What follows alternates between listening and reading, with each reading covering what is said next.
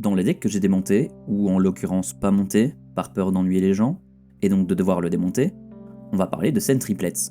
Scène Triplets, c'est une carte qui fait beaucoup de choses. Premièrement, elle empêche à un adversaire de jouer pendant votre tour. Deuxièmement, il joue avec sa main révélée. Mais puisque ce n'est pas suffisant, troisièmement, vous pouvez jouer les terrains et lancer les sorts depuis la main révélée ce tour-ci.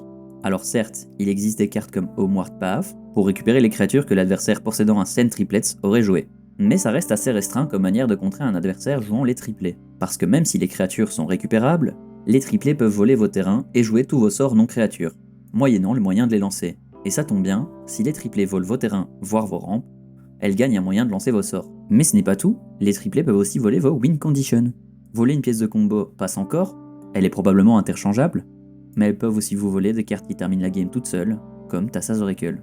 Donc dans un deck triplé, vous allez créer un deck comme d'habitude, pioche, contrôle et rampe, sauf que les cartes qui fonctionnent avec votre commandant, ce seront des cartes qui en volent d'autres à vos adversaires. Et ça, tous les joueurs ne sont pas capables de l'accepter. Je n'ai aucun problème avec ça, je me dis que si ça se trouve dans le jeu, ça reste une manière de jouer qui est acceptable, et qu'il faut trouver un moyen de contrer ou de jouer autour de la stratégie, mais je peux comprendre qu'il y ait des raisons pour ne pas aimer ça. La première étant que parfois, les gens ne vous connaissent pas assez, et donc ont peur que vous touchiez leurs cartes. D'ailleurs, dans le cas où vous ne connaissez pas la personne avec qui vous jouez, demandez-leur si vous avez le droit de toucher leurs cartes. Certaines personnes peuvent avoir des phobies et autres, qui peuvent les gêner dans les interactions avec les autres, ou même simplement avec le fait que vous touchiez leurs cartes.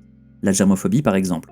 Mais cette raison ne s'arrête pas là. Parfois, les gens ont simplement peur que par inadvertance, vous leur voliez une carte. La deuxième raison est quasiment identique pour la meule, les gens n'aiment pas quand ils voient une carte qu'ils auraient voulu jouer finir dans leur cimetière. D'où la similarité avec la meule. Mais c'est encore pire dans un deck vol, parce qu'en plus vous avez joué la carte qu'ils auraient voulu jouer, et donc en avez gagné tous les bénéfices. La troisième raison est que les couleurs des triplés les rendent difficiles à gérer. Je rappelle qu'on est en esper, et que ce sont des couleurs avec un fort potentiel de contrôle, ainsi que de protection. Et que le principal moyen de battre un deck vol, c'est de retirer le joueur, et ainsi de récupérer tout ce qu'il a volé. Tout ça pour dire, ne vous empêchez pas de jouer cette stratégie, mais dans le cas où vous la jouez, demandez d'abord à vos adversaires si vous pouvez toucher leurs cartes. Ne traitez pas ces cartes comme vous n'aimeriez pas qu'on traite les vôtres. Et pour terminer, attendez-vous à être pris pour cible assez rapidement. Et si vous jouez contre la stratégie, commencez par jouer un Homeward Path pour que tout le monde récupère ses créatures, utilisez des Cyclonic Rift pour ralentir le voleur, et de cette manière, vous aurez volé le mana du joueur qui vole.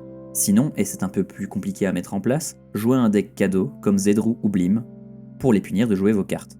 Merci d'avoir regardé la vidéo, n'hésite pas à laisser un like et un commentaire, et surtout à t'abonner si tu ne l'es pas.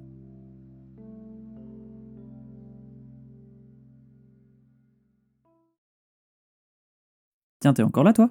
Non, c'est parce qu'il n'y a pas grand chose à voir ici. Enfin, sauf si tu cliques sur un de ces boutons. Merci, bisous.